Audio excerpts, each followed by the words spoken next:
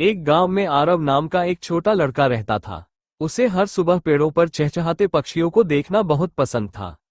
एक दिन उसने देखा कि एक नन्हा पक्षी पेड़ से गिरकर जमीन पर बैठा है और उड़ नहीं पा रहा। आरव ने उसे धीरे से उठाया और अपने घर ले गया। उसने पक्षी को पानी दिया और सुरक्षित जगह पर रख दिया। कुछ दिनों में पक्षी ठीक हो गया। जब वह उड़ने लगा तो आरव ने उसे खुले आसमान में छोड़ दिया। उड़ते समय पक्षी ने एक बार मुड़कर आरव की ओर देखा, जैसे धन्यवाद कह रहा हो। उस दिन